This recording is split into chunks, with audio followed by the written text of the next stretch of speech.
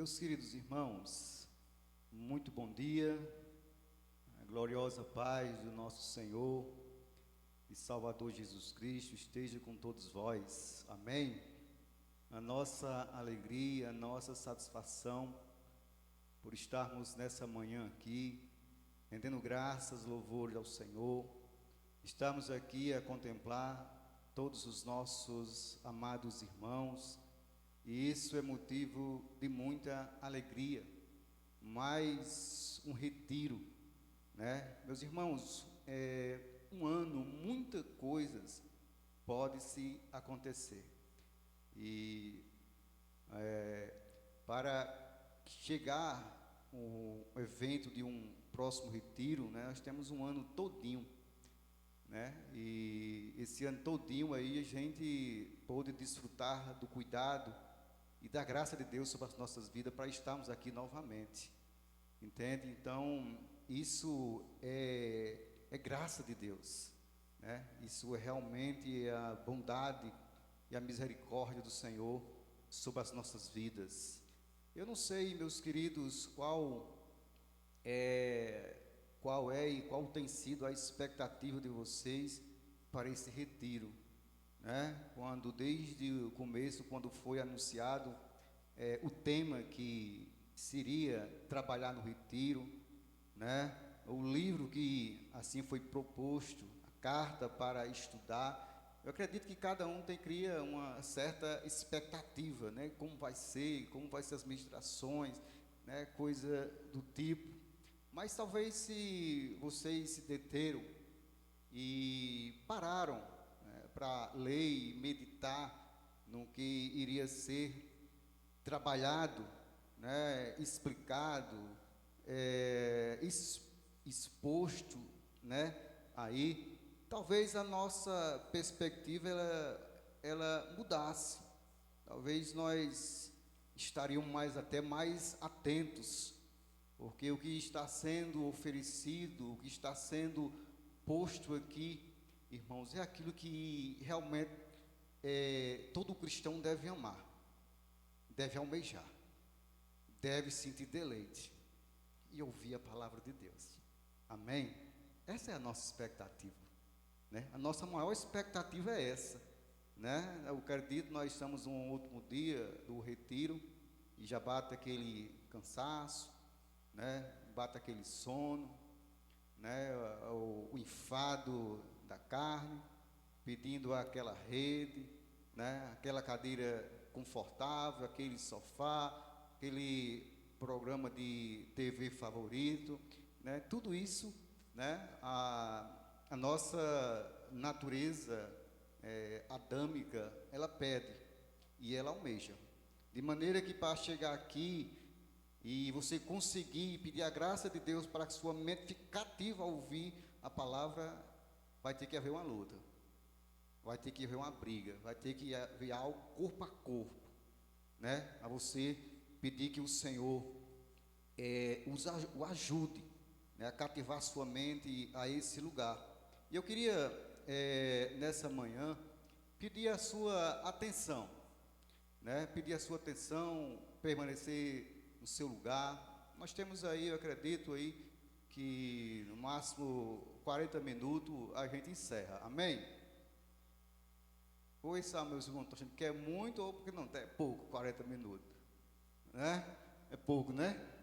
Pronto, então, a gente aí, mas eu acredito que o meu objetivo aqui, nesse capítulo, foi tentar dar uma enxugada nele, não aqui, mas eu quero que vocês fixem 4 ideias nesse texto, né? Esse capítulo 5, ele é mais prático, né? Eu dividi ele em 4 blocos para que a gente pudesse discorrer e você, quando finalizar, vocês, pronto, Paulo está agora concluindo, está dando conclusão, aquilo que vinha falando desde o capítulo 1, e a conclusão é isso e isso, né? E Elias de noite amarra o restante aí, né, Elias? Está tudo na mente aí. Eu estava dizendo, eu acredito que Elias, aí na encerração, já deve ter aí uns 2 ou 3 versos para contar, né? Aí eu acredito que ele tem, pastor. Ele está muito reservado, é muito na dele. Eu acredito que ele tenha, tem com certeza. Ele está muito reservado. Meus irmãos, nesse retiro também, como eu faço todos os anos, esse retiro que o Senhor nos permite, eu sempre costumo relembrar aos irmãos que é mais um ano de vida que assim eu completo, né? Os irmãos que é do conhecimento sabem que foi em um retiro onde o Senhor Jesus me chamou. Foi em um retiro onde a graça de Deus, de maneira irresistível, me atraiu. Foi em um retiro onde eu vi a voz do Senhor tão nítida no meu coração, que eu não consegui resistir a essa graça. O último dia do retiro da caseirinha, eu fui uma vez e vim para casa e eu vi que algo diferente tinha acontecido comigo. E o último dia do retiro, eu chamei a minha esposa e disse: vamos para o retiro novamente? Aí eu vi aqueles cantorzinhos lá cantando, né, dando desculpa, não menosprezando os cantores, né? É importante na igreja, mas foi algo mais diferente do que uma música. Foi algo tão forte, irmãos, né? Que outro dia eu queria ouvir de novo, né? Eu queria ouvir de novo. E nesse dia, né, como é do conhecimento dos irmãos, ao final do término, né, quando encerrou a pregação, né, eu estava sentado no meu carro, as pernas trêmulas porque eu não aguentava ficar em pé, né? Se ficasse em pé, talvez caía como Paulo, com o rosto em terra, porque ouviu a voz do Senhor. E encerrou-se ali, e eu olhei e eu disse: olha, Deus, se for o Senhor mesmo, né? Como que assim, se o Senhor realmente existe aí, né? Talvez seja algo do meu coração, da minha mente, mas se for o Senhor vai me chamar de novo. E eu me lembro, o pastor Arnaldo já tinha pegado o microfone e pega o microfone e diz: eu não sei o porquê, mas eu preciso dar esse último aviso aqui a alguém, né? E nesse último aviso, irmãos, eu entendi que realmente era o último aviso, né? Realmente era o dia do meu novo nascimento, um dia onde o Senhor regenerou o meu coração, colocou nova disposição no meu coração, a servir Ele, a conhecer Ele, a caminhar com Ele, e ter esse caminho, né?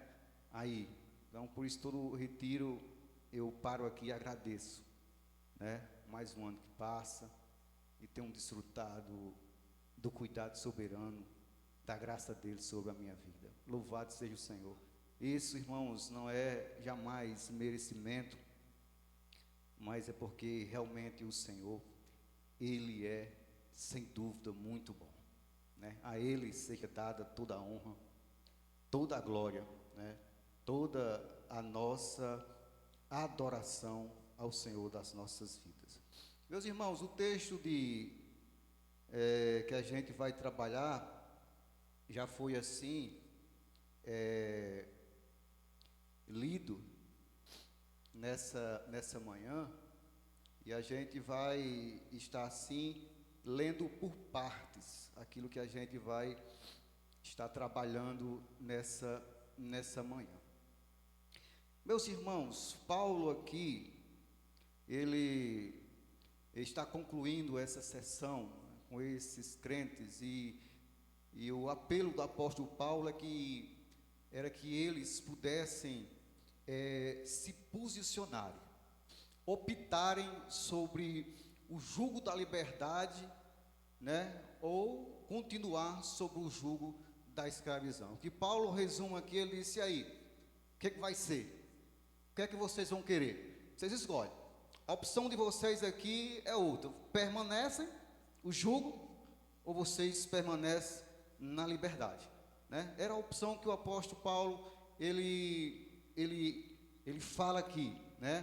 Ele chama a um posicionamento, né? E realmente, irmãos, nós fomos libertos, não para novamente se pôr a um jugo.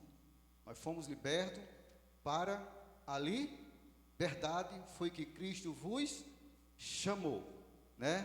Então, por falta, irmão, muitas das vezes, de ter conhecimento, né, do privilégio da liberdade, é que muitos não desfrutam desse privilégio, né? Aí, porque falta a compreensão do que é a libertação, e o que é a verdadeira liberdade que o Evangelho, assim, ele proporciona.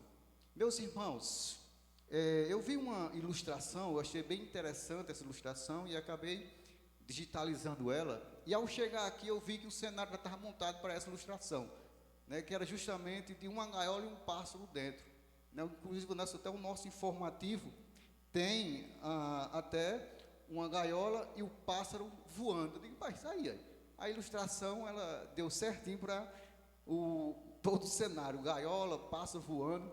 E a ilustração, irmãos, de um pássaro na gaiola era a situação dos galos. Por quê? E parecia que, porque o pássaro, né, que um pássaro que por viver tanto tempo preso dentro de uma gaiola, ele esquece de como era voar. E mesmo sendo solto, ele prefere ficar preso dentro da gaiola.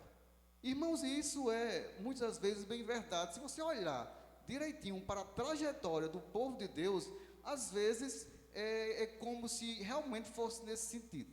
Por exemplo, quando nós recordamos a história, desde quando, por exemplo, aconteceu, né, a grande tragédia da desobediência, daí para cá, irmãos, né, a raça humana, especificamente o povo de Deus, eles são teimosos a querer colocar jugo sobre si e querer viver escravo novamente. Quando nós chegamos, por exemplo, ao povo de Deus que estava escravizado no Egito, sofrendo, angustiado, suplicaram para sair dali, né? E os irmãos conhecem toda a história, só para resumir. Deus envia Moisés como libertador daquele povo, liberta aquele povo com sinais, prodígios, algo tremendo, alimenta aquele povo no deserto, com maná, água de rocha, cuidado durante o dia, à noite. Irmãos, se existir cuidado, ali era né? Mas diante de todo esse cuidado, todo esse aparato que aquele povo teve, foi ou não foi, eles lembravam de onde eram escravos. Tomara que nós estivéssemos lá. Eles lembravam até das cebolas que tinham lá no Egito, né? Lá era melhor, né? Mas espera aí, rapaz, vocês estão livres, né? Estão aqui nesse deserto, desfrutando do cuidado sobrenatural de Deus, né? Mas é o povo de Deus, irmãos, né? E quando fazemos uma aplicação para os nossos dias, novamente percebemos a mesma situação do povo de Deus, né? Alguém já disse que o povo de Deus é um povo trabalhoso, né? E só luta com esse povo, irmão, eu vou dizer quem é. Não é pastor, não. O pastor sofre muito com o povo, mas quem luta com esse povo, e só ele pode lutar, é Deus. Porque se não for a intervenção de Deus, não tem pastor, não tem ninguém que freie esse povo. Porque o povo, irmãos, por natureza, é desobediente, são ingratos e esquece, né, realmente da verdadeira libertação que assim foi adquirido para esse povo. A mensagem, irmãos, de Paulo aqui, ela é muito persuasiva, né? Não queiram, ou seja, não queiram abandonar as verdades essenciais que eu vos ensinei por nada. Não permitam que um jugo seja colocado de novo sobre vocês, né? Usando a linguagem nossa, pelo amor de Deus, preste atenção, diante de tudo o que ensinei, diante de tudo aquilo que passei, né? Vocês vão de novo, né? Colocar um jugo de escravidão, né? Ser escravo novamente, viver sob um regime da lei que ninguém pode cumprir. Vocês querem viver novamente nesse mesmo rudimento? Vocês acham que vocês têm condição de viver assim? Vocês acham que vocês vão conseguir? Isso, irmãos, é um grande choque, porque os judeus, né, aqui os judaizantes, né, aqui empurravam isso nos gentios, né? Agora a pergunta é: eles cumpriam? Os judaizantes tão arrogantes, tão prepotentes, né, que andava com o nariz empinado, que olhava assim e dizia: olha, nós somos filhos de Abraão, né? Lá em Marcos 3, quando João Batista ele inicia o seu ministério ali, o precursor de Jesus, e eles estavam lá olhando, foram até o deserto para olhar a mensagem de João, a mensagem de arrependimento, e eles olharam, e João olhou para eles e disse: arrependam-se, suas raças de víbora. E eles: ele não sabe quem nós somos, não. Se você soubesse, Joãozinho, quem nós somos filhos de Abraão. E João olha para ele e diz: saiba-se de uma coisa, saiba que Deus dessas pedras pode suscitar filhos a Abraão. Meus irmãos, eu tenho feito algumas exposições das mensagens apostólicas na igreja, né? Tenho conduzido na igreja, mostrando essas mensagens que muitas das vezes ficam no esquecimento, né? E percebo ao final dessas mensagens, né, nos domingos, eu percebo que a gente não tem mais aquela mesma simpatia com as ovelhas da gente mais não, né? Tem irmão que já olha meio atravessado, outro por ali. Eu já fechei uma porta da igreja, não tem por onde eu correr mais por aqui, né? Mas eu acredito, irmão, que esse é o caminho. O caminho ainda é esse, nós trazemos uma mensagem dos apóstolos para os nossos públicos. Trazer o povo até essa mensagem mais persuasiva, né? Mais confrontar o público que nós estamos ensinando. Porque senão, irmãos, as pessoas vão estar sendo induzidas a um falso evangelho.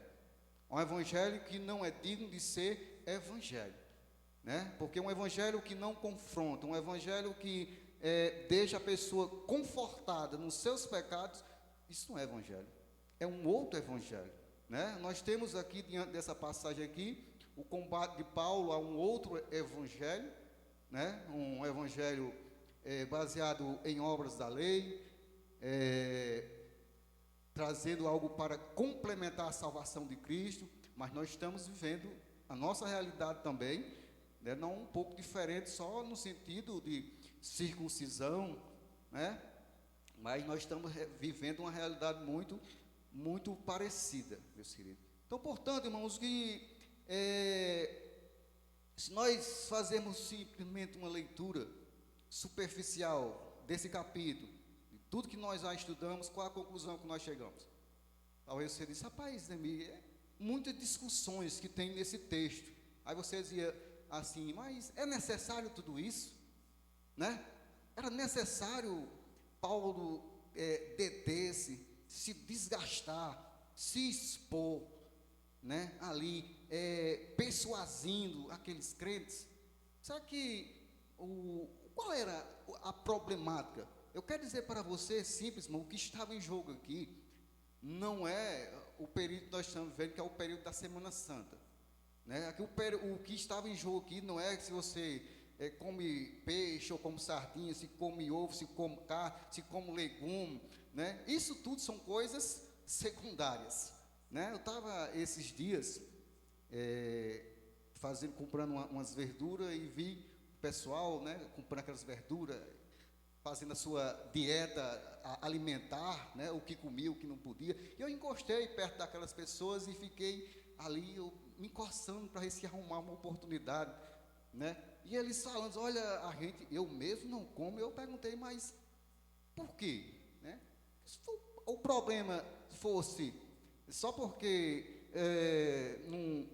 não gosta, né? Ou porque qualquer outro conteúdo, eu deixava passar. Né? Mas você não come por quê? Você quer fazer o que com isso? Não, é porque eu recebi isso dos meus pais, mas eu sei que não tem implicação em nada.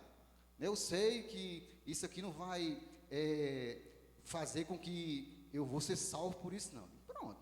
É o que eu queria que vocês compreendessem. Né? Quando o demais, vocês aí estão comprando, né? A Bíblia é muito clara e ela diz o seguinte: se um é fraco, como legume, né? Porém não despreza o que não come. Né? Então, se isso, irmãos, fosse o resumo dessa carta, a discussão fosse isso, é coisa secundária. Né? Mas o que estava em jogo aqui, irmãos, era algo que é um dos pontos essenciais do esqueleto, nós poderíamos dizer assim, da doutrina do cristianismo: a salvação. Né? A salvação. Né? Salvação por Cristo, mais alguma coisa que possa complementar. Né? Aí, Paulo diz: agora tem coisa, desse jeito aqui nós não sai daqui não, desse jeito aqui nós resolve, desse jeito aqui nós lutamos até cair de costa, né? Mas abrir mão disso aqui, não. Passar a fazer vista grossa para o que eu estou vendo, o que eu estou contemplando, que esses judaizantes, né? O Augusto usa o termo missionários, né? Ele usa o termo os missionários judaizantes, né? Que eles foram e procuraram os crentes. Interessante que eles não vão, como o pastor até falou aqui, eles não vão em casa procurar pessoas descrentes, mas vão aos crentes, né? Persuadir ali a comunidade de fé. Já, meus queridos irmãos, o evangelho defendido por Paulo, né? Que é realmente o esqueleto bíblico correto, a salvação era pela fé, sem que nada fosse mais necessário. Paulo não abre mão jamais disso aqui. Segundo o evangelho, irmãos, que Paulo pregava, a obra de Cristo é completa, perfeita e não requer qualquer adicional. Né? É o que Paulo ele frisa aqui. Ou seja, não precisa de enfeite, nem acrescentar nada ao que o Cristo já fez e realizou para sermos salvos, porque o sacrifício dele é suficiente, feito de uma vez por todas, né? E como já do conhecimento dos amados irmãos, né? Por exemplo, de que Paulo já havia ensinado que o próprio Abraão, que era o pai da fé, foi salvo por obra da lei ou pela graça? Pela graça. Né? Nelson expôs, Fagner expôs, mostrando, né, que o próprio Abraão, né, não atribuiu nada a respeito de obras da lei, como a circuncisão ou coisa do tipo. Na passagem que nós vamos estar estudando, irmãos, Paulo afirma de forma categórica que se eles fossem circuncidados, Cristo não valeria mais de nada, né? Aceitarem a circuncisão implicaria o abandono da salvação pela graça, o que significa que eles estariam perdidos, porque ninguém poderia ser salvo pelas obras da lei, por qualquer outra coisa a não ser por Cristo. A verdade, irmãos, defendida nos capítulos anteriores, né, que foram expostos, o pastor Edinaldo, Diego, Nelson, Fagner, o Nelson, né, expôs aí, eles trabalham muito a questão doutrinária, né? E agora, Paulo aqui nos capítulos 5 e 6, aplica essa doutrina na vida dos crentes, né? E eu acho muito, muito interessante isso na Bíblia, irmãos, né? Ela expõe o pano teológico, doutrinário, né? Aí, agora, depois disso, aplica na vida, crente. Agora vamos viver, né? E isso é o grande desafio, né? O desafio de cada um de nós é senta para ouvir e levanta para praticar. Esse é o evangelho, né? O evangelho, ele ensinado, né, por Jesus, é esse evangelho, né? Ouve, absorve, aplica na vida, né? Aí sim, nós vamos ver se realmente nós fomos libertos por esse evangelho. Dito isto, irmãos, de forma simples aqui, eu queria mostrar algumas coisas importantes nesse texto. A primeira coisa, o primeiro bloco que a gente dividiu do 1 ao 6, é a respeito da liberdade que o evangelho proporciona. O evangelho proporciona algo, né? E Paulo vai dizer aí que para a liberdade foi que Cristo nos libertou. Então, meus queridos, Cristo veio justamente nos trazer o quê? Liberdade. Ele veio nos libertar da condenação. Ele veio nos libertar das garras, da escravidão do mundo, do diabo e de você mesmo. Jesus, né, Cristo, o evangelho, a proposta desse evangelho é somente isso, né? Somente, né? Libertar você das entranhas, das garras, né, do diabo, de você mesmo, né? Então essa é a proposta do evangelho.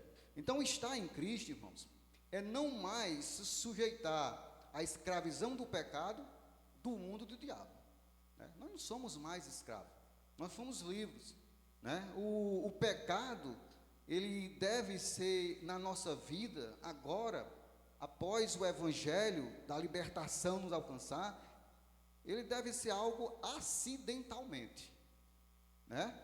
É assim. Um exemplo prático disso se você está em um transporte e ele fura o pneu a cada quilômetro, né? A cada quilômetro você fura o pneu, então tem algum negócio errado, né? Então nós como cristãos, irmãos, se nós pecamos corriqueiramente, sempre aquela mesma coisa, também tem algo errado na nossa vida, né? Nós pecamos, mas é algo acidentalmente, né? A cada 5.000 quilômetros um pneu furar é normal? É normal. 5.000 quilômetros um pneu furar, né? É normal, um acidente, né? Não, pastor, um pneu furou, eu estava com problema de chegar no retiro, mas viajei 5.000 quilômetros, o pneu furou. A gente vai dizer o quê? Isso é irresponsabilidade de sua parte, isso não é para ter... Não, eu estou querendo não, né? Então, irmãos, isso é o evangelho, né? O evangelho, a proposta do evangelho, ele nos proporciona essa liberdade. Dito isto, meus irmãos, o texto ainda vai nos informar quem foi que nos libertou, né? Não foi você que se libertou de você mesmo, não foi a lei que libertou você, né? Não foi a circuncisão que libertou você, né? Para a liberdade foi que Cristo libertou, para a liberdade foi que Cristo. Então o libertador foi Cristo. Ele é o libertador, né? A nossa liberdade, irmãos, foi realizada por Cristo, né? Louvado seja o nome do Senhor. A segunda coisa ainda, para fixar melhor ainda, que para que foi que ele nos libertou. O texto vai dizer aí no versículo ainda, que foi para a liberdade, né? Para a liberdade. Os crentes da Galácia, irmão, haviam sido libertados da escravidão. O que eles tinham de fazer agora era permanecer o quê? Firmes, né? O que o crente do século 21, diante de tudo que contemplamos e temos visto, o que devemos fazer? Você não precisa, irmãos, pegar as suas armas carnais e começar a lutar e guerrear, né, como o Diego fez aí, enfrentou uma briga aí com tudo e com todos. O cristão, irmãos, cheio do Espírito de Deus, convicto de que o evangelho o alcançou, o libertou, a única coisa que ele precisa e deve fazer é pedir a graça de Deus, o Espírito de Deus, para que permaneça firme, né? Olhando tudo contemplando tudo, os ataca a tudo, os ataca a fé, né? Os escarna, mas está lá, está estável, né? Faz conta que é um juazeiro desse, toda a época ele está verdinho lá, né? Suas raízes vai se aprofundando, né? E os contextos, as dificuldades, vai deixando esse crente mais experiente, vai deixando esse crente mais firme. Já dizia Calvino, ele disse o seguinte: se permitirmos, se os homens escravizem nossa consciência, seremos desposados de uma bênção inestimável e ao mesmo tempo insultamos a Cristo, o autor da liberdade. Se permitir que todo mundo, né, aí vai escravizando, vai pondo algo na sua mente, né, aí isso realmente insultar a obra que Cristo fez. William Hendricks, ele diz ainda o seguinte sobre permanecer firme: é a de um soldado no meio do campo de batalha, que em vez de fugir, oferece forte resistência ao inimigo e vence, né? Que ele diz justamente, em vez de abandonar a batalha, né, fugir, ele oferece resistência, né? E isso é bem verdade, irmãos. O cristão, né, ele, diante de todo o contexto, de todo o ataque, de toda a história da igreja, a igreja simplesmente ela resistia, permanecia firme, permanecia dependente de Deus, né? E o Senhor, que é o Senhor da história, há de conduzir toda essa história a uma consumação, de maneira que, ao findar de tudo, o Senhor vem buscar essa igreja. Mas de forma para nós decorrermos mais um pouco ainda, irmãos, eu separei 3 coisas aqui para nós compreendermos aqui sobre a consequência dessa situação, né? A consequência se eles porventura cedessem, porventura eles assim fizessem o que os judaizantes estavam insistindo com eles.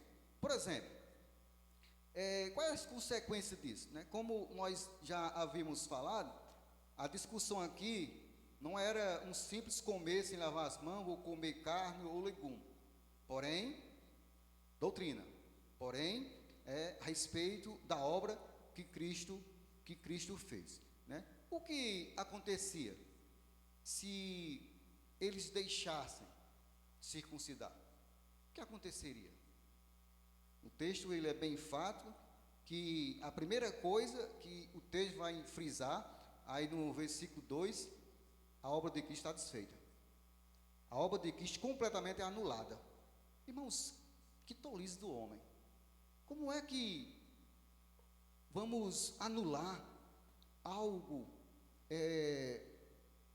planejado na eternidade, né? Planejado na eternidade, executado com tamanha perfeição, que assim satisfez a ira de Deus sobre nós. Como isso agora vai ser anulado? Paulo vai dizer: olha, se vocês deixarem circuncidar, saiba de uma coisa: Cristo de nada vos aproveitará. Não tem, né, não tem sentido, né? Vocês vão anular a obra de Cristo, certo? Então, o que realmente, irmãos, era que Cristo, a obra de Cristo seria inútil para eles, né? Visto que o Evangelho ensina com muita clareza que o homem é pecador e incapaz de observar os preceitos da lei. É impossível, irmãos, né, o ser humano observar esses preceitos e achar que vai viver por eles, né? Eu sempre olhando essa passagem, me recordando daquela estrofe do nosso salmozinho 317, a estrofe 3, né? Apressado, fugi em Jesus, né? Quando eu vi as penas, a justiça da lei, apressado, fugi, e em Jesus me escondi. É assim. O crente que compreende, né, a obra redentora de Cristo e compreende as penas, a justiça, a exigência dessa lei, se ele tivesse condição disso, só tem um apelo para ele: é se refugiar de Cristo. Mas por que um pecador como eu, né? Os irmãos é que vocês percebem que eles usam muito bem, assim, exemplo meu, e eles botam para arrebentar, né? Wagner pegou aqui, disse que não presta para nada. Nelson chega aqui do lado disso aqui, ó. Tem um S, tem um C, e eles começam a detonar comigo de boa, né? Aí, e se sai de boa, né? Aí, então, meus irmãos, como, né? Só tem um jeito. Quando a gente viu o que a lei exigia, as penas da lei, o chicote da lei, o que a lei fazia, eu olhei para um lado, olhei para outro, não tinha para onde correr, é se refugiar naquele que cumpriu ela, cabalmente, naquele que por meio, quando veio, cumpriu as exigências da lei, e de maneira que nós se escondemos em Jesus. Eu resumo, irmãos, aqui o Paulo está dizendo isso aí: se refugie em Cristo. Quanto você estiver nessa arrogância, prepotência de vocês, achando que cumpre a lei, estão perdidos. Completamente perdidos, irmãos. Eu costumo dizer o seguinte, irmãos: só tem uma classe de pessoas que Jesus não salva. Só tem uma. E são os prepotentes, os arrogantes, né, os moralistas, que olha para si e diz: eu sou melhor do que certas pessoas, né? Os legalistas assim olham e dizem: rapaz, sou muito melhor do que muitos crentes dentro das igrejas. Como é que Jesus alcança essas pessoas? Não alcança, porque quando você estiver dependendo de você, lutando com seus esforços, você olha e diz: deixa eu lutar aí, né? Luta aí, luta.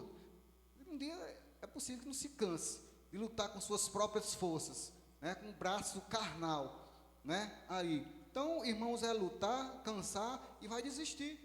Mas quando se compreende essa situação, irmãos, aí sim, o negócio muda.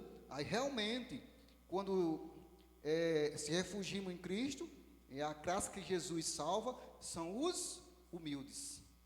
Os humildes, irmãos, aqui, é aqueles que batem, usando a linguagem de Davi, que batem na caixa de catarro, né? Bate com força e diz: tenha misericórdia de mim, porque eu sou pecador. Aí Jesus diz: pronto, esse aqui vai ser salvo, né? Por quê? Porque ele não vê outro auxílio, não vê em canto nenhum para se pegar, somente a Cristo. Então, se você é realmente um grande pecador, saiba-se de uma coisa: Jesus é um grande salvador, né? Saiba-se de uma coisa: quando não, você vai continuar lutando com você mesmo, certo? E é interessante porque a Igreja Católica Romana, tentando resolver essa questão, inventou a teoria do sinergismo, né? O sinergismo é o ser humano coopera de alguma forma na salvação, né? É claro que é Jesus, né? E são mansos em dizer isso: é Jesus que salva, com certeza. Porém, né, a gente dá aquelas mãozinhas que vai dando, né? Porque se não for, o dedinho não chega lá não, né? Então essa é uma teoria, irmãos, que não tem amparo nenhum nas Escrituras, né? Ou Jesus salva você de todos os pecados, ou você vai ser o autor de sua própria salvação. E o que redunda em quê? Em condenação. Está perdido, né? Ou Cristo lhe salva você por completo, ou se você quer dar uma mãozinha, então você vai ter, né, que lutar por sua salvação. O final: condenação eterna. Mas, meus queridos irmãos, a segunda consequência dessa situação que Paulo trata aqui ainda a primeira, que a obra de Cristo era desfeita. A segunda consequência de que Paulo trata ainda, que estariam obrigados a guardar o quê? Alguns preceitos da lei. Toda a lei. Versículo 3 aí, se você acompanhar, eu peço que você acompanhe. De novo testifica a todo homem: se deixar circuncidar, está obrigado a guardar toda a lei. Vamos lá. Quem é os bons aí? Vocês escolhem. Aí, vocês que sabem. Né? Agora não tem, presta atenção. A lei, ela, como o Nelson mostrou aqui, um exemplo aqui do bruto do missionário de academia. Né? A lei é exigente. Né? A lei, ela é crua. Né? Para obedecer a lei aqui, meu filho, não tem esse negócio de dizer assim, falta um S. Toda a lei foi de água abaixo. Né? É isso aqui, você não pode, né? Por exemplo, usando uma linguagem mais nossa, um exemplo, né? Você não pode ser infrator, né? Ser cumpridor de todo um sistema de trânsito e porventura levar uma multa, passar um sinal vermelho, o guarda chegar e dizer assim, o senhor passou no sinal vermelho ali. Disse, mas seu guarda, né? O senhor, eu nunca infringi nada da lei, eu cumpro fielmente a lei, o meu carro é todo direitinho, extintor no lugar, centro de segurança, nunca entrei para a direita ou para a esquerda sem ligar um pisca, nunca me acidentei, eu sou o cara. Mas isso quer dizer nada, você infringiu agora, né? Então, irmãos, ou é aquele linguagem nossa, ou é tudo ou nada. Ou você cumpre ou você não cumpre. Agora, parcialmente a lei, olha o dedinho. Né? E isso, irmãos, aqui, estariam obrigados a guardar todos os ritos cerimoniais, os sacrifícios, as regras alimentares, o calendário judaico e tudo mais que a lei estipula e exige. Tá obrigado, não tem negócio não. Né? Parafraseando essa passagem aqui, Paulo poderia dizer seguinte forma: vocês, gata, estão dispostos a guardar a lei? Visto que nem os judeus conseguiram ou conseguem, o que faz vocês crer que vocês vão conseguir? Né? Vocês estão iludidos com eles. Né? Vocês estão completamente iludidos porque eles não cumprem. O que faz um gentio legítimo da gema achar que vai cumprir? Se o regimento da lei foi dado diretamente aos judeus e eles não cumpriam, aí um gentio que não conhece nada de lei, somente os outros impondo lei sobre ele, carrega, bota nos pinhaços, vai. Ei, judeuzinho, faça um favor, fica com tua lei aí, se tu quer viver por ela, tu viva. Agora eu aqui vou me refugiar aqui em Cristo, né? E eu vou pedir a graça dele para viver amando a lei, porque a lei é boa. A lei não é má, a lei é boa, né? A lei é boa e devemos amar, né? Essa lei.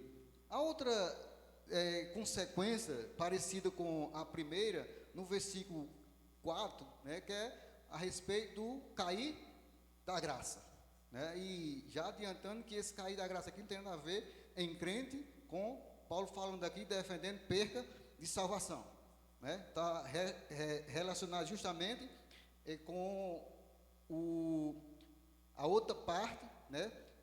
Anula a graça de Cristo, né? O cair da graça, irmãos, é quando se depende, né, da carne, quer viver por meio da lei, anula a obra de Cristo.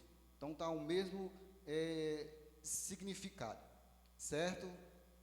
Aí, muito bem.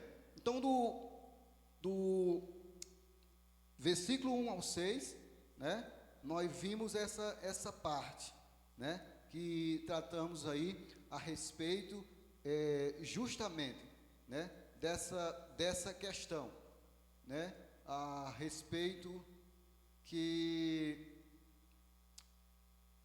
nós, né, o que o Evangelho proporciona, ele proporciona realmente liberdade. Vamos para o segundo bloco, para nós adiantarmos, irmãos. O segundo bloco aí do versículo 7 ao versículo 12, né? É bem prático esse capítulo, apesar que todos os pregadores que vieram no capítulo 1 até o capítulo 4, né, eu disse ali, cada um que vão dar uma mordida no meu. Aí ela disse, por acaso o capítulo 5 é seu? Né? Bem arrogante. Eu disse, mas rapaz, pedindo auxílio aqui, como é que eu vou fazer com esse negócio, tu me dá uma pancada dessa. Aí de manhã vem Rosane, aí todo mundo olha para mim, né? Aí eu digo, quando chegar essa parte eu vou chamar a Rosane e ela vai explicar esse outro aí agora. Não é que eu não aguento mais não. Ontem eu fui para casa, dar mais uma ajeitada, porque senão eu chegava aqui, ia repetir tudo que os outros iam dizer, ou melhor, pegava os vídeos aí, colocava aqui, pastor Edinaldo, né? Diego, Fagner, né? Ele, pronto, eu concordo tudo com eles disso aí. Está tudo aí no capítulo 5, né? Aí. Mas a outra sessão, irmãos, aí que Paulo, ele inicia do 7 ao 12, a respeito dos falsos mestres, né? Que foi tratado, antecedente também, você percebe que foram tratados dessas situações também. Mas aqui, Paulo novamente repete, vós corriei bens, quem vos impediu de continuar a obedecer à verdade? Essa presunção não vem daquele que vos chama. Um pouco de fermento leveda toda a massa. Confio de vós no Senhor, que não alimenteis nenhum outro sentimento, mas aquele que vos perturba, seja ele quem for, sofrerá condenação. Eu, porém, irmãos, se ainda prego circuncisão, porque continuo sendo perseguido, logo está desfeito o escândalo da cruz. Tomara até que se mutilasse os que insultam a rebeldia. O outro bloco, Paulo abre agora, tratando desses falsos mestres, né? Aí, e irmãos, era uma realidade, né? Dessa comunidade, né, de fé, né? Eles haviam realmente iniciado uma corrida cristã. No entanto, como toda corrida tem suas lutas e tem seus obstáculos, né? Alguém já disse, não basta começar bem, é preciso terminar bem. E isso é bem verdade, irmãos, certo? Então, Paulo afirma aqui, irmãos, afirma que alguma coisa fez com que esses atletas da corrida cristã parassem de obedecer à verdade do Evangelho. Ou seja, por algum tempo, algum momento, né, eles deixaram de lado os ensinamentos de Paulo, deixaram os ensinamentos de um apóstolo como Paulo, né? Por que eles deixaram? Né? O texto ele vai responder, né, essa situação aí. Versículo 7 vai dizer, Paulo vai dizer, vocês estavam indo bem. Quem foi que impediu vocês? Né? Tão bem vocês estavam tão satisfeitos com vocês.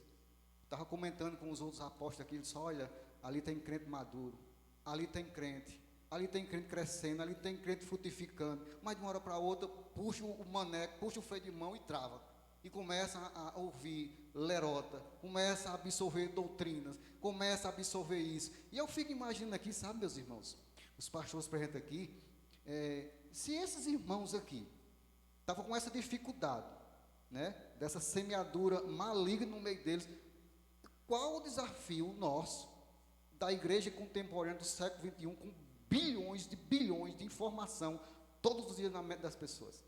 Se você for um crente que acha bom assistir tudo, sem filtrar, eu tenho pena da sua mente. Eu tenho pena da confusão teológica que sua mente se encontra. Porque as pessoas têm uma mania hoje de dizer assim, o que vale é ouvir as coisas de Deus. Não foi, eu estou em casa, eu mando uma irmã lá, manda um texto, né, lá, aí que vai filtrar um lixo daquilo. Eu digo, minha irmã, você não tem outra coisa para ouvir, não? Não, porque assim eu achei interessante. Acho interessante o quê? Que não tem nada que presta aí. Não, mas está falando de Deus. E o que é que tem? Tu olhou esse negócio aqui? Porque eu mandei para o senhor. Eu digo, eu também não sei não, eu só sei que isso aí eu não quero não. Né? Delete isso, irmãos.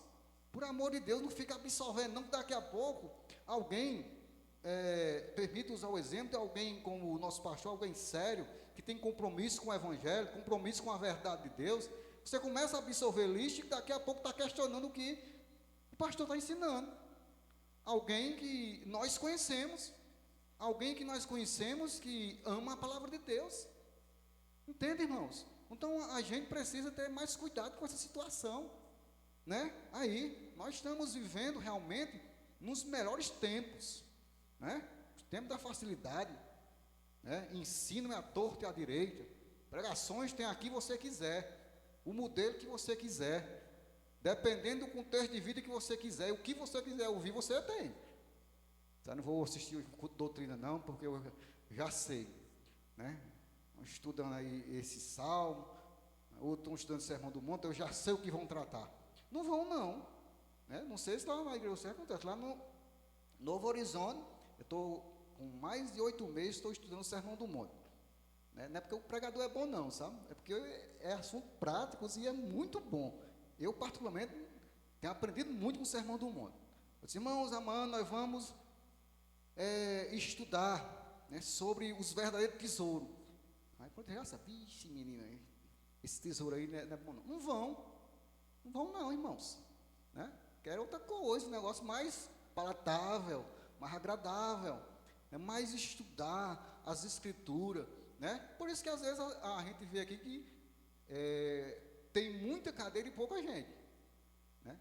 As cadeiras estão vazias, mas alguns estão sentados, conversando, deitados numa rede, né? Ali, dando uma olhada nas redes sociais, né? Em vez de estar aqui, né? Aqui ouvindo algo tão substancial, né? O que dizer, as exposições já feitas, né? Aí, irmãos, então, irmãos, eles estavam indo muito bem, né? E Paulo vai dizer aqui que alguém, né, impediu de eles continuar, né, essa corrida, né? E é bem verdade que a corrida, irmãos, no Novo Testamento é apresentada a vida do cristão que nós estamos em uma corrida. Segunda Timóteo 4:7, Paulo diz: combati o bom, acabei a carreira. Então a carreira, guardei a fé, né? Hebreus 12:1 vai dizer muito parecido aí. Por favor, leia aí, pastor. Me fugiu o texto da mente aqui. Não tem a mente que nem a mente de Nelson, né? Hebreus 12. Hebreus, pastor. Hebreus.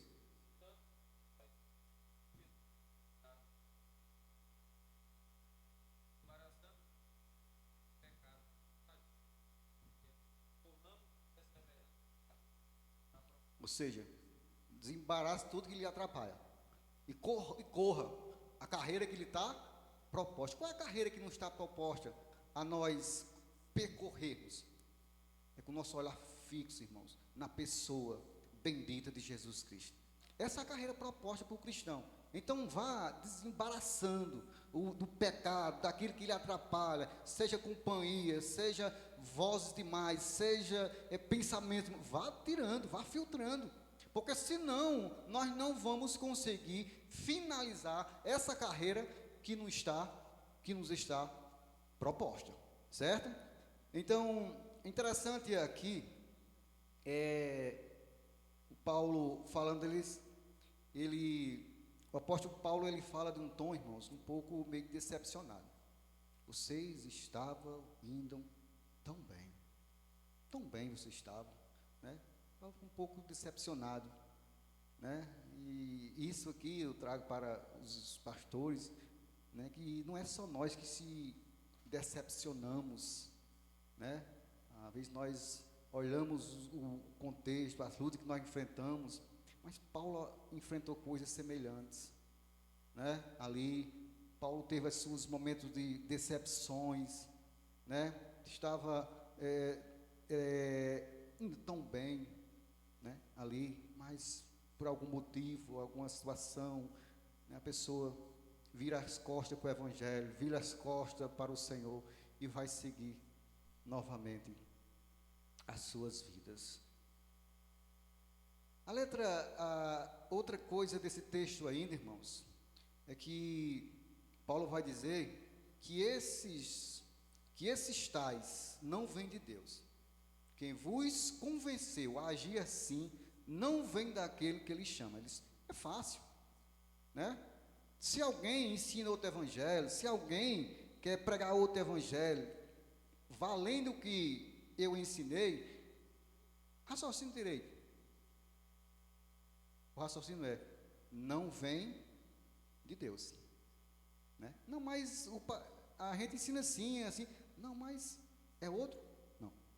Quem ensina outro evangelho, irmãos, a não ser esse, a não ser o que Jesus chamou os apóstolos, ensinou os apóstolos, e os apóstolos deram continuidade a esse ensino, qualquer outro ensino que vier, né? Alguém já disse que ainda que faça chover, né, milagre do céu, ele não vem de Deus, né? O evangelho genuíno, certo, irmãos? Então Paulo prossegue falando sobre a influência desses homens nas igrejas da Galácia. Paulo utiliza ainda de um provérbio que diz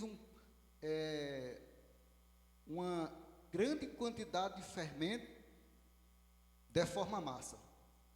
Amém?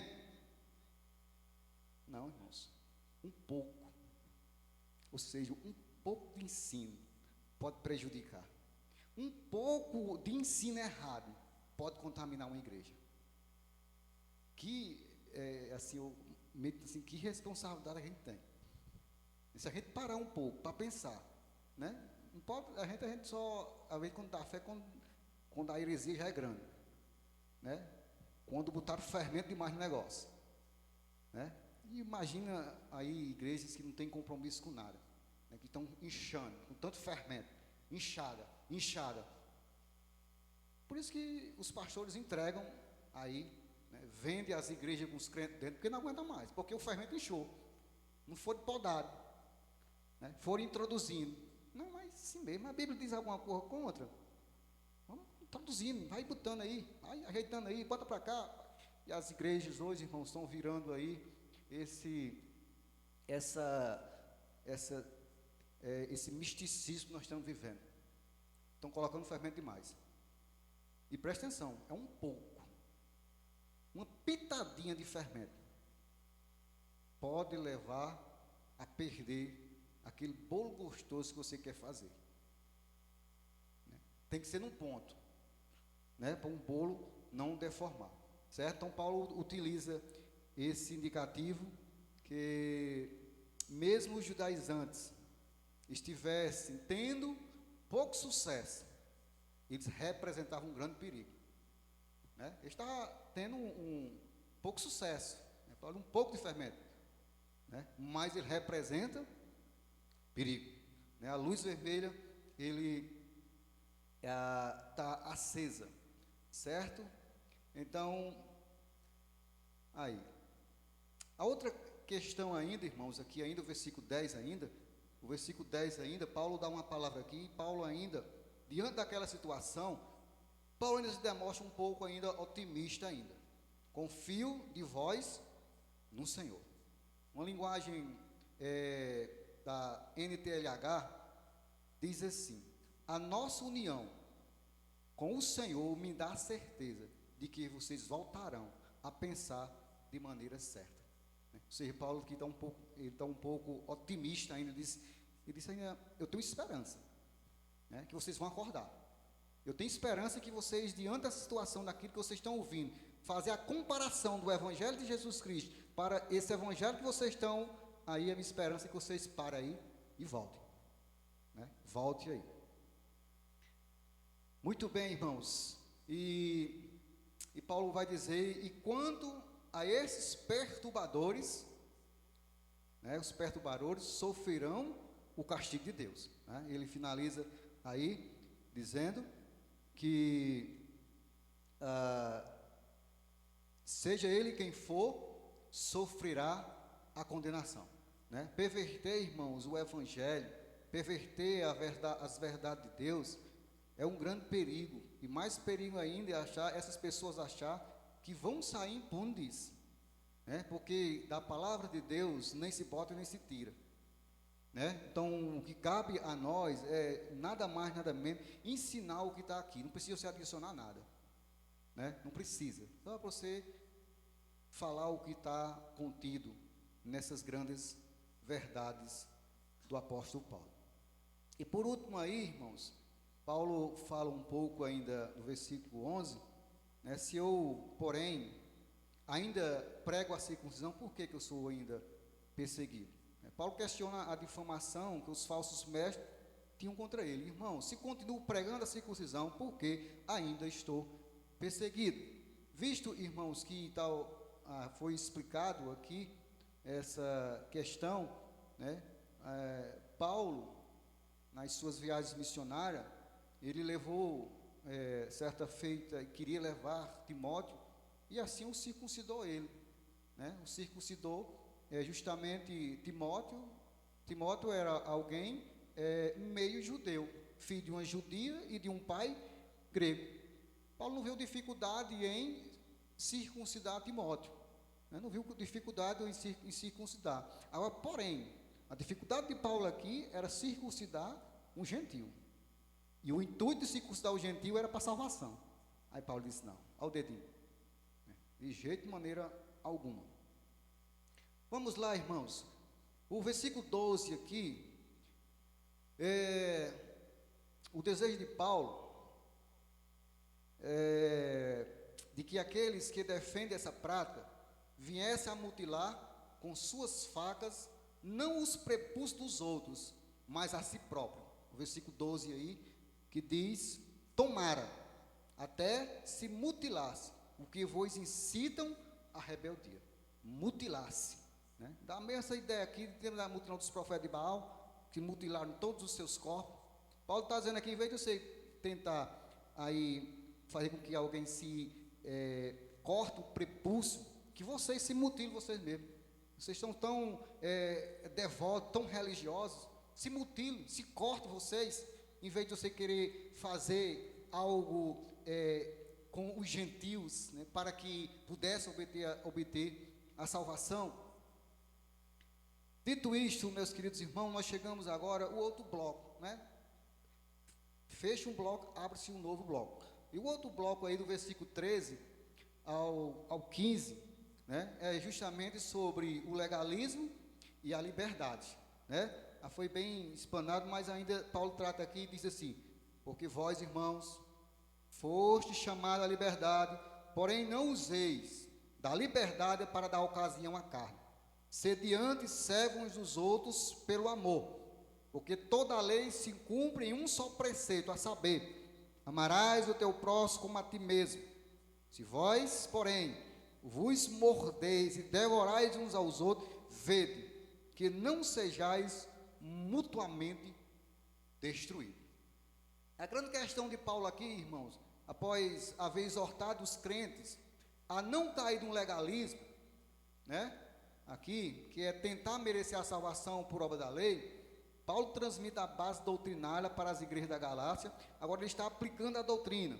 Paulo adverte contra cair em outro erro igualmente grave, né? Tá certo, vivemos sob os requisitos da lei, beleza.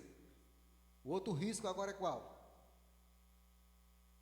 É viver de forma libertina, é viver menosprezando, é viver uma graça barata, é olhar para o que Cristo fez agora. Jesus, nós estamos agora de boa, aqui é graça, né? Agora aqui é no oba-oba, aqui de todo jeito vai dar certo, no final todo mundo vai estar na Xuxa.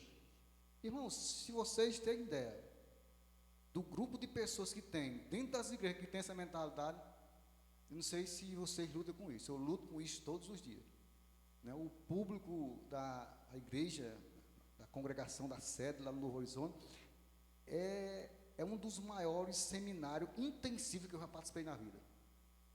É um público que você, ou você apela para Deus, ou você não vai aguentar, não.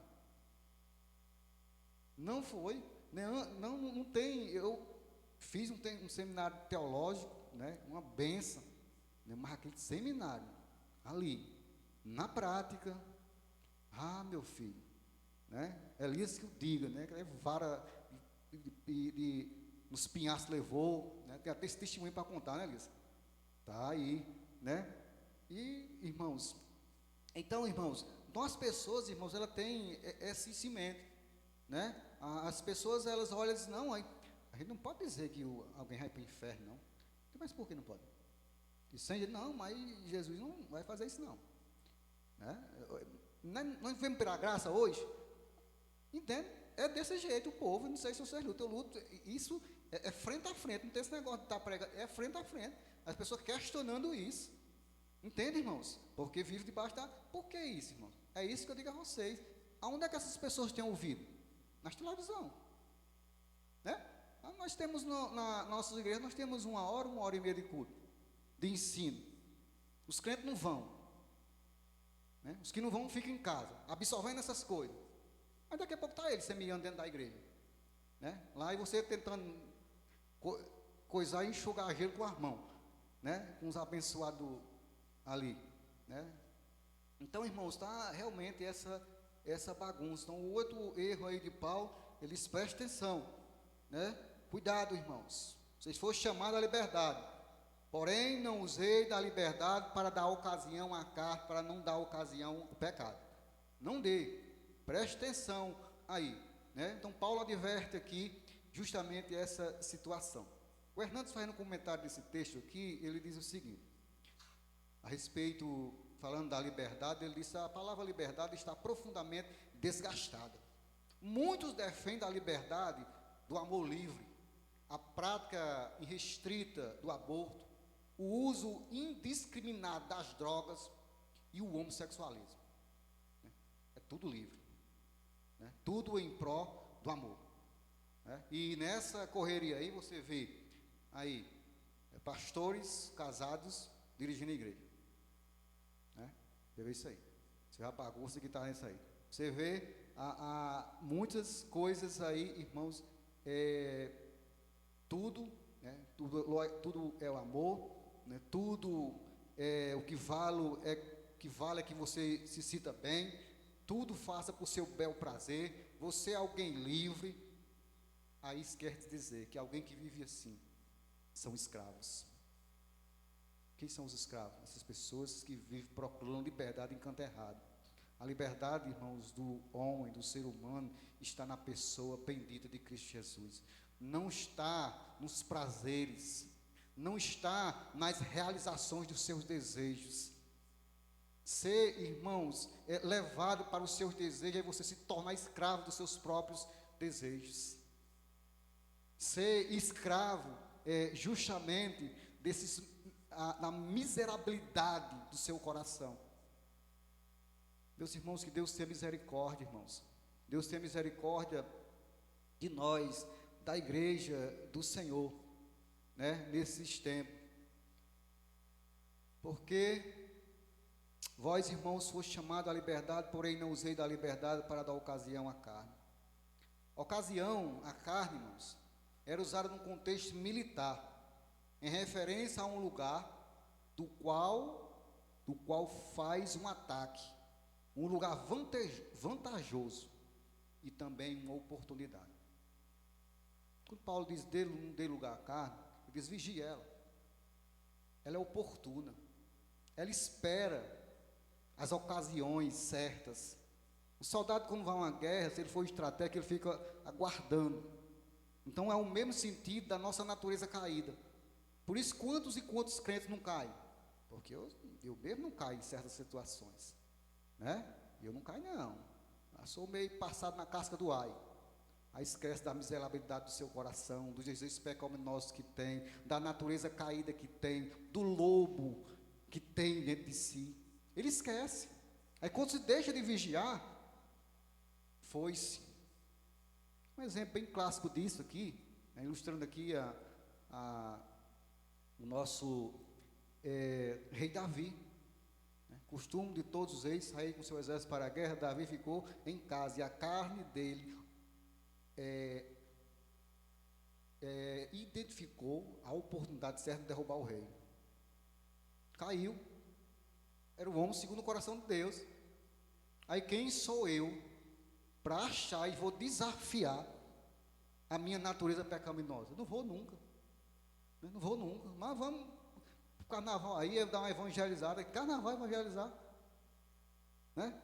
Vamos lá, não faz mentira não. Nós achamos bom aqui, tá no meio da rua. Fazendo o quê? Hein? Bloco da Fé, eu vi, né, esses dias aí, o pastor insinuando os crentes, levou os crentes para a rua e fazendo um carnaval, chamando o povo para a rua, né, tudo arfivorado com suas coisas ali. Aí eu digo que eles têm a coisa, estão cheios de espírito. Essa carne, irmãos, ali tá reinando. Isso não tem nem medo, irmãos. Porque a carne cogita das coisas da carne, o espírito cogita das coisas do espírito, são os opostos entre si, irmãos.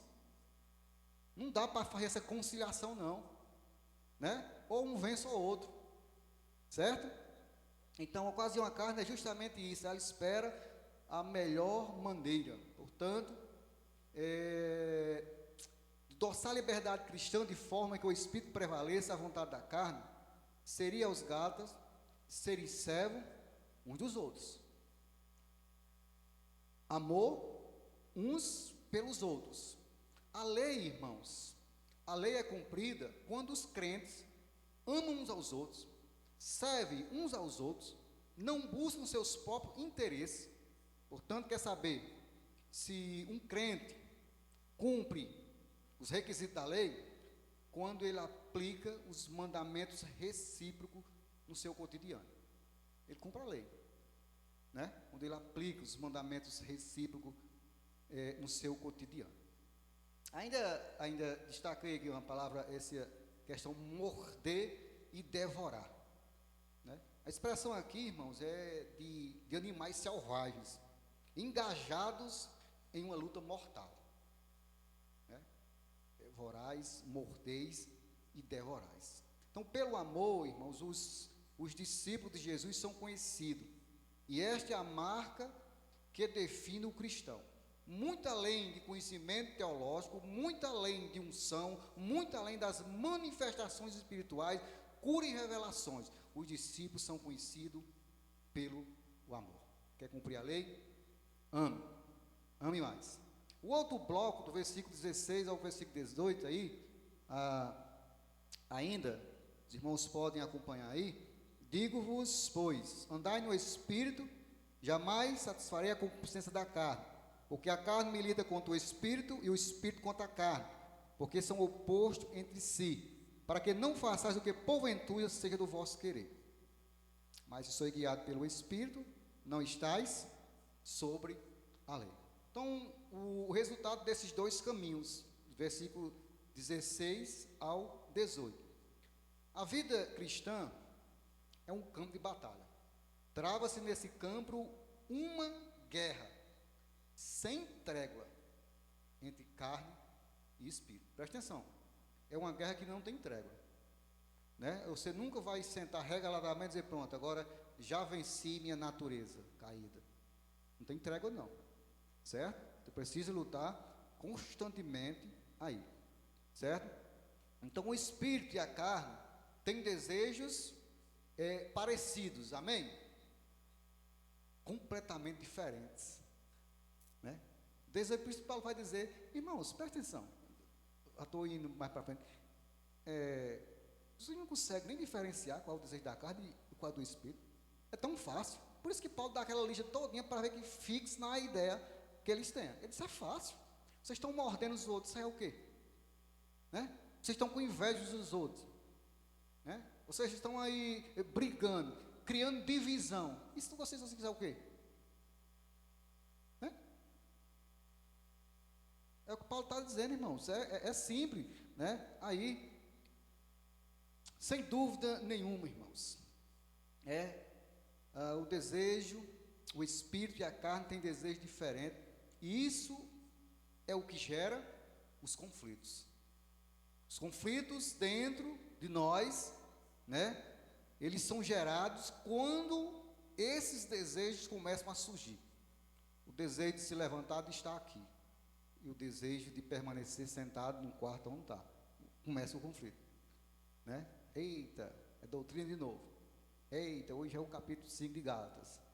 Vai para que você começa a lutar, e acorda, bate com sono, aquela coisa, luta, né? Aí olha para o relógio, e está demorando, tal. Aí o pastor disse, tem uma hora, eu acredito que Tem aí alguns minutos ainda, né, pastor?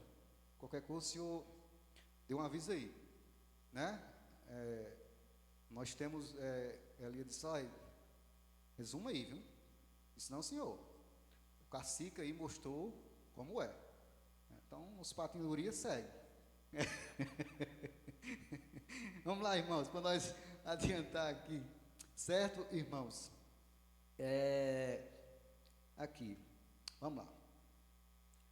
Um dos pontos interessantes na vida cristã, irmãos, é que a carne milita contra o espírito contra a carne. Há hostilidade entre ambos, são adversários irreconciliáveis. Augusto Nicodemo, fazendo um comentário dessa passagem, ele diz o seguinte: Paulo associa a doutrina da justificação pela fé ao andar no Espírito e ao fruto do Espírito, né? Ou seja, quer saber se o camarada é crente? Veja o andar e o fruto dele, né? Veja, certo? Então Paulo prossegue seu argumento dizendo: os que vivem debaixo da lei, vivem na carne, produz suas obras pecaminosas e traz ao final a condenação eterna. Certo? São dois sistemas completamente opostos, duas maneiras de viver, contrárias a si mesmo. A vida no Espírito traz vida eterna, e a vida debaixo da lei, que é a carne, a condenação eterna. Para o apóstolo Paulo, estar debaixo da lei é viver na carne. É a mesma coisa, né? Porque a lei, né, a lei é justamente para mostra a sua presunção, a sua arrogância. Então está debaixo da carne. Né? E nós, alcançados pela graça, estamos, né, debaixo da graça, humildes, dependendo dessa graça, convictos que estamos salvos, estamos na caminhada pela graça do Senhor. Ou seja, nós tiramos a nossa arrogância, nós guardamos as nossas armas, né, porque nós podemos se armar, se fechar, não queremos absorver, aí você vai lutar, certo? Mas nós completamente eliminamos, irmãos. Aí, vamos lá, irmãos, para nós concluirmos aqui. O outro bloco, do 19 ao 21, aí, e diz: ora, as obras da carne são conhecidas, e são prostituição, impureza, lascívia, idolatria, feitiçaria, inimizade, porfia, ciúmes, ira, discórdias, dissensões, facções, inveja, bebedice, glutonaria e coisas semelhantes a essa, a respeito dos quais eu vos declaro que não herdarão o reino dos céus. A listazinha que Paulo dá. E essa lista, você pode ver ela, você encontra ela em Romanos, você encontra ela em Timóteo, você encontra ela em Coríntios. E Paulo aqui conclui dizendo: e coisas semelhantes a esta. A lista não fecha, né? Não fechou a conta ainda não. Ainda tem mais. Usando dizer de um Aristóteles, ele disse o seguinte, ele tratando a respeito da depravação total do homem, ele disse que o homem, o ser humano, não é tão imoral o quanto ele ainda poderia ser. E você diz: mais de mim, não diga um negócio desse não. Se tu vê essa imoralidade que nós vivemos, pois é, poderia ser pior ainda. O ser humano ainda poderia atingir ainda um nível mais elevado do que o que nós contemplamos hoje. E olha que a situação que nós vivemos hoje é de correr com a sela, como se diz a história, né? Aí, então vamos lá. É interessante observar, depois de Paulo mencionar a carne, ele passa a descrever ela como se manifesta. Ele cita, não estava bom já? Né? Mas estava bom, né? Paulo já citou. Disse bem direitinho: olha, ande no Espírito para não saciar a carne. Mas Paulo disse: vai que eles não entendam. Vai que eles não entendam como a carne se manifesta. Vai que crente acha que da forma que estão vivendo, estão andando no Espírito. Eu vou especificar mais, né? Eu vou amildar um negócio aqui. Aí ele vai especificar aqui, né? Vai dar essa lista aqui, certo? Aí, é bem verdade que um dia todos nós andávamos segundo a inclinação da carne, e éramos por natureza filho da ira como os demais. Efésios 2:2-3, né? Andávamos, presta atenção, andávamos segundo a inclinação da carne, e éramos, por natureza, filhos da ira. Certo? Aí. Muito bem. Vamos lá. Portanto, todos nós, antes de ser alcançados pelo Evangelho e a bendita fé em Cristo Jesus, éramos escravos. Hoje podemos dizer, em alto e bom som, somos libertos pelo verdadeiro Evangelho. Paulo faz uma relação delas, irmãos, para que não restasse nenhuma dúvida. E assim vamos dividir elas aqui para ficar mais prático para nós, certo? Eu dividi aqui ela em quatro categorias, né? Aqui, eu li um livro de Augusto Nicodemo. Eu li, o título do livro era Libertos por Cristo, né? Eu comprei esse livro, o pastor me deu, eu comprei esse livro para me ler esse livro, né? E vi essa divisão aqui, eu achei interessante aqui. E o versículo 19 aí, a primeira diz que ele trata os pecados sexuais, né? Os pecados sexuais, porque faz essa divisão fica mais fácil de você compreender, né? Quais são os pecados sexuais relacionados à sexualidade? Imoralidade, a impureza e a indecência, né? Está aí no texto aí. Então esses pecados, é bem verdade que já era bem comum entre os gentios da época, né? Essas questões de imoralidade, sem regra, sem freio, né? Se essa prática e atitude já era conhecida dos tempos antigos, o que dizer do mundo pós-moderno? O que podemos dizer, irmãos? Tratar de imoralidade, né? Tratar de promiscuidade, de indecência, de impureza. Porque se você analisar direito, o discurso de hoje é o quê? O que é bonito é para se mostrar. Quem manda no meu corpo sou eu. É eu que dito as regras. Ninguém tem a obrigação de estar corrigindo como eu me visto. É o mundo liberal.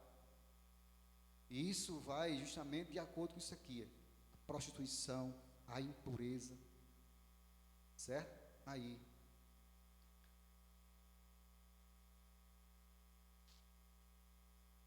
As pessoas hoje têm ideia, irmão, que tudo hoje é relativismo.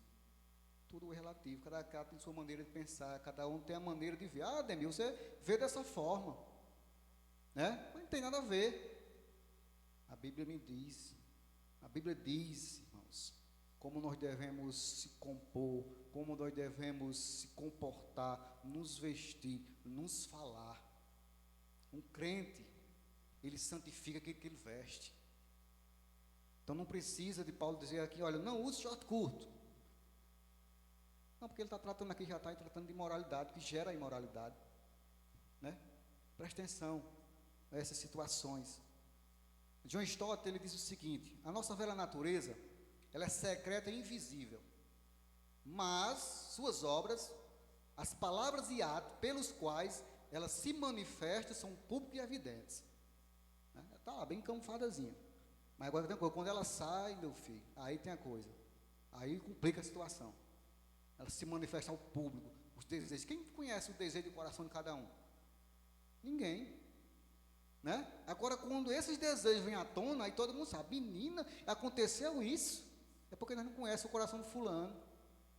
Nós não conhecemos os desejos, a lascívia, incontrolável que ele passava. Nunca foi tratado desses desejos que ele tinha. Ele nunca pediu que o Senhor tirasse esse, nunca pediu que Deus ajudasse ela a se libertar dos desejos pecaminosos que tem dentro do coração. Então ela vem ao público, irmãos. Então cuidado, irmãos, a não alimentar aí, porque não tem homem no mundo que segure. A segunda, irmãos, aí, é as manifestações religiosas, idolatria e feitiçaria. Idolatria é a devoção aos ídolos. As mais diversas religiões do mundo daquela época giravam em torno da adoração e do culto de imagem e de escultura, bem como da prática de magias, de artes e mágicas, encantamento, bruxaria e encanto, e contato com os mortos, certo? Paulo as considera essas obras da carne, que é uma expressão pecaminosa da religiosidade humana, que está lá em Romanos 1, versículo 18 ao 32, depois você pode ver lá. Paulo vai dizer religiosidade humana, pecaminosidade do coração humano. Terceiro, irmãos, os pecados de temperamento. Como é seu temperamento? Né? Talvez essas questões, né, as pessoas têm fulano, o temperamento de fulano é assim mesmo, não sei o quê, e cria um nome para essas coisas. Eu confesso aí que eu sou delicado com essa situação, né? Essas questões aí eu fico meio com o pé atrás, que para mim as pessoas querem dizer assim, é porque eu sou assim mesmo e né? Entende? Justamente. Pronto, já que o senhor eu estava com meio assim, tá? Mas é isso.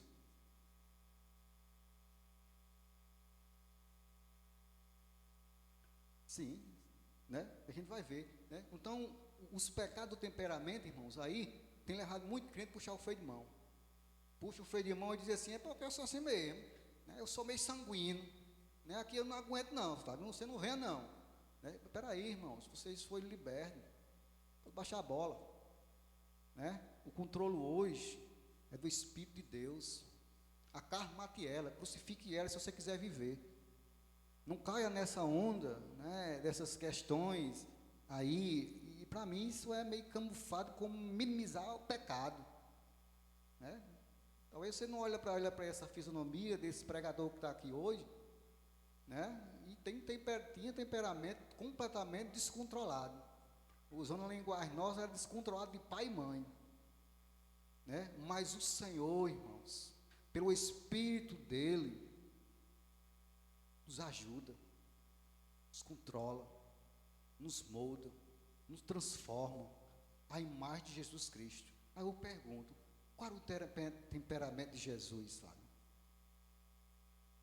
Manso, tinha domínio, humilde. Ninguém quer seguir o temperamento de Jesus. Aí vê o de Pedro naquela hora que se espoleta e diz, eu sou igual a Pedro, né? Eu sou igual a Pedro, eu não levo desaforo para casa. Aí os crentes já ficam com as orelhas fumaçando, já fica andando na ponta dos caças, tá de briga, né? Ali, anda assim, ó. Então, na igreja a irmã diz, né? Meu filho foi lá e teve um negócio, e tem a coisa, e não fica assim não. Eu digo, mas por que não fica? Vai ficar pior se você começar a dar uma de besta aí. Vai ficar pior, é melhor saquetar, né? Não dê lugar não, irmão, não brinque não, certo, irmãos? Então, irmãos, aí, esse grupo refere ao relacionamento com o próximo, né? O temperamento é relacionamento com o próximo, presta atenção aqui, e é o maior, totalizando 8, qual é?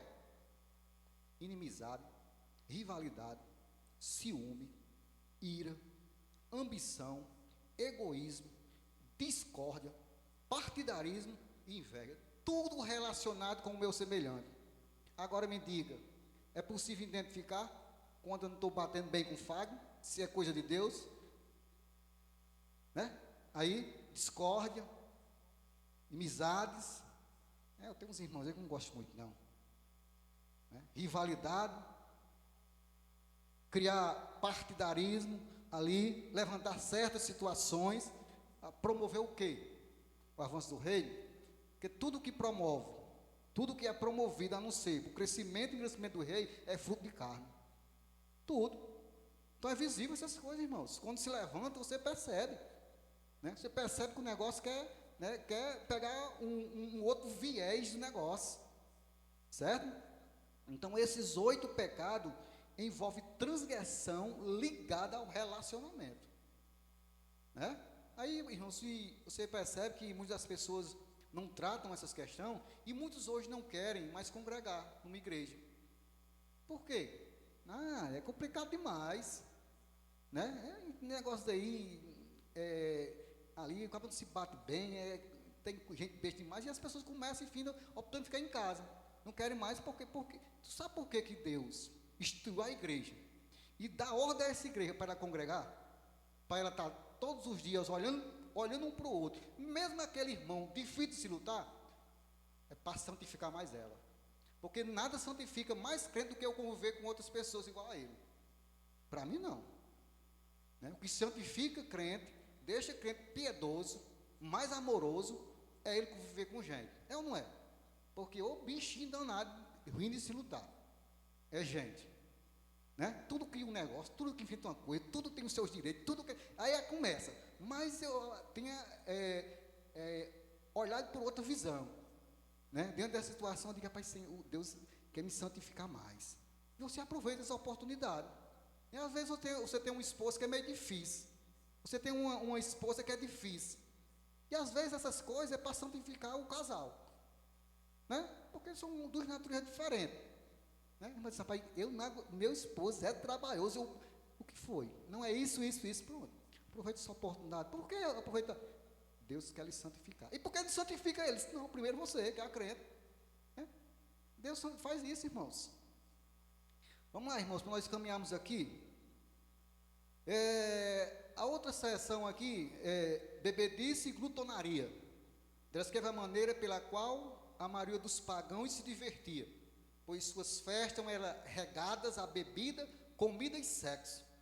Essas obras da carne expressam a falta de controle e moderação e a busca insaciável de satisfazer os desejos mais básicos da natureza humana. Não tem nada mais básico que beber e comer. Tem? Não tem. Mas cria-se um desejo insaciável nessas coisas. Né? Aí.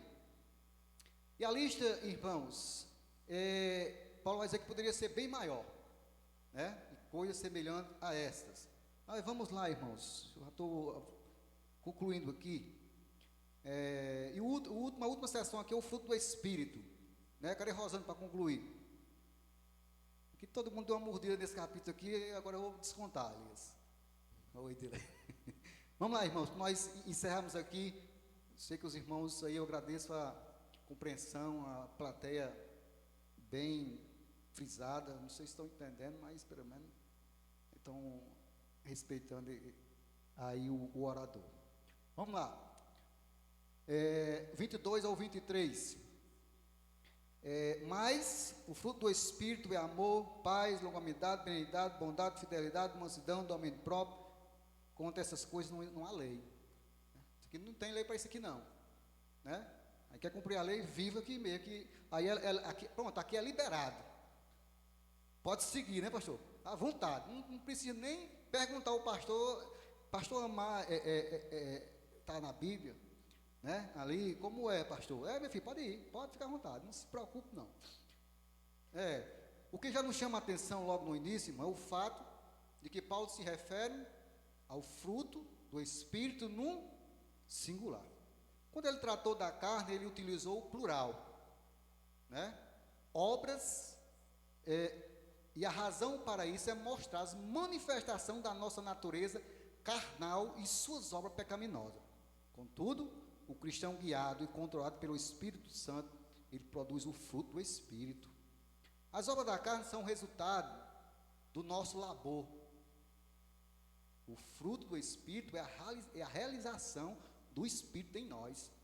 Uma obra é algo que o homem produz por si mesmo. Um fruto é algo que é produzido por um poder que não é dele mesmo. As 9 virtudes produzidas em nós, pelo Espírito, pode ser, eu trouxe outra divisão aqui da seguinte forma. Primeira atitude do cristão para com Deus. As virtudes ligadas ao relacionamento com Deus. Mas o fruto do Espírito é o quê? Amor, alegria e paz. Amor inclui tanto amor a Deus como ao próximo. Alegria é a alegria fundamentada num relacionamento consistente com Deus, ou seja, não é a alegria que provém de coisa terrena. Alegria, por exemplo, quando Paulo diz, alegrai-vos no Senhor. Outra vez vos digo, alegrai-vos. Qual era o contexto? Né? Dificuldade, prisão. Alegrai-vos no Senhor, independentemente do contexto, ainda que a figueira não floresça, não haja fruto na vida, todavia me alegrarei no Senhor. Isso é a vida do crente. Porque se não for, os crentes vão andar de cabo baixo todo tempo. Porque É cada uma que a gente passa, cada uma que nós passamos aqui, irmãos, e essas situações todas que nós passamos aqui, é porque Deus quer desenraizar os crentes dessa terra, mostrando que aqui não é o lugar deles. Nós temos uma pátria, irmão, superior, certo? Paz, refere-se à paz com Deus, a paz mediante Jesus Cristo, o qual assim foi adquirido. Agora, a atitude do cristão para com as outras pessoas, virtude ligada ao nosso relacionamento com o próximo, longanimidade, benignidade e bondade. Longanimidade significa ânimo espichado ao máximo. É a pessoa tarda em irar-se, né? Estica o negócio, irmãos. Segura aí, né? Espicha aí, né? Seja longânimo com seu semelhante, né? Aguenta aquele irmãozinho enjoado perto de você. Benignidade significa gentileza, uma pessoa gentil, bondosa com as pessoas, gentil com seu semelhante. Bondade refere-se à bondade ativa, como um princípio energizante, virtude ligada ao nosso relacionamento com nós mesmos. Quais são? Fidelidade, mansidão e domínio próprio. Fidelidade significa fé, lealdade. Descreve a pessoa que é digna de confiança. Fulano é digno de confiança, né? Aí. Mansidão significa dócil. Submissão é poder sob controle, né? Mansa. Domínio próprio significa autocontrole, domínio dos próprios desejos e apetites. Aplica-se à disciplina que os atletas exerciam sobre o próprio corpo, certo? Amém, irmãos? Então, eu queria agradecer essa oportunidade, né? Eu queria convidar você a ficar de pé, agradecer a vocês por a paciência de estar aqui nos ouvindo até agora, e pedir que o Senhor aplique em nosso coração, irmãos, essa palavra, né? Que Deus venha a cada dia nos moldar, nos transformar e nos fazer a imagem do Filho dele, Jesus Cristo. Eu queria convidar aqui o pastor Nelson para assim orar ao Senhor, agradecer a Deus, né, e pedir que o Senhor venha aplicar nas nossas vidas. Meus irmãos, nós muito nos alegramos por esta rica oportunidade que o Senhor nos deu de estarmos mais uma vez reunidos, cultuando e sendo alimentados por sua palavra. Alguém que saiu porque se enfadou um pouco, saiba, você sentirá falta desses momentos. Quando no decorrer dos próximos dias, você se lembrar que na manhã de terça-feira, manhã de retiro, você teve a oportunidade de ser alimentado pela palavra do Senhor, e você diz, eu saí e eu perdi uma parte daquele estudo. Oh, como eu gostaria de estar lá novamente. Oh, como eu gostaria que aquela manhã voltasse. Louvado seja o nome do Senhor pela vida de todos que aqui estão, por todos os irmãos que estiveram com os seus olhos, corações e ouvidos atentos à palavra. Eu estava aqui me lembrando dos louvores. Este culto foi uma bênção. Os 4 cânticos espirituais que este grupo de louvor trouxe. Quem lembra o primeiro? Ele falou sobre o Evangelho que nos libertou. O segundo cântico que foi trazido por aquele grupo de louvor falava sobre um governo sem alternância de poder.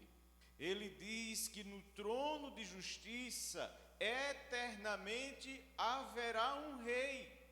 No trono de justiça do nosso Deus não existe alternância de poder. Os homens, os governos chegam ao poder e saem do poder. No trono do nosso Deus é somente Ele, pelos séculos dos séculos. No cântico 3, ele diz que anjos louvam, que os anjos louvam ao Senhor, que nós louvamos ao Senhor. No cântico 4, eles disseram que nós louvamos a Ele em espírito e em verdade.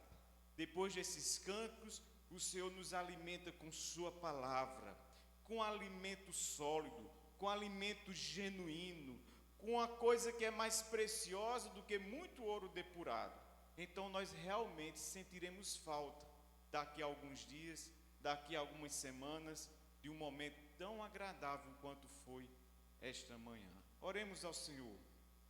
Pai Santo, Deus bendito, nós queremos te louvar pela manifestação da tua presença.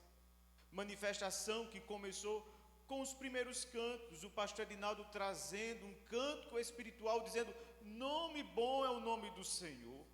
Muito obrigado, Senhor, pelos cânticos espirituais trazidos, onde o teu nome foi exaltado, a tua glória foi manifestada em louvores. Oh Pai, muito obrigado. Mas nós queremos te agradecer por esta palavra que veio do céu, palavra essa que foi de encontro aos nossos corações, que nos mostram a liberdade verdadeira que temos em Cristo, proporcionado não pelas obras, mas pelo verdadeiro Evangelho. Pai, nós te agradecemos pela maneira como o Senhor trabalhou na vida do missionário Aldemir Galdino, pela maneira como se esmerou e trouxe esse conteúdo que veio do alto da glória. Não veio da vã elucidação humana, mas veio do teu coração para os nossos corações. Continua abençoando o teu servo, e a esta palavra que foi proclamada nesta manhã, aplica-nos ao coração, para que nós possamos não simplesmente retê-la por alguns dias, mas que possamos aplicá-la diariamente, cotidianamente nas nossas vidas, enquanto o Senhor nos permitir caminharmos sobre esta terra. Nós oramos assim agradecidos, no nome santo do nosso Senhor e Salvador Jesus Cristo. Amém.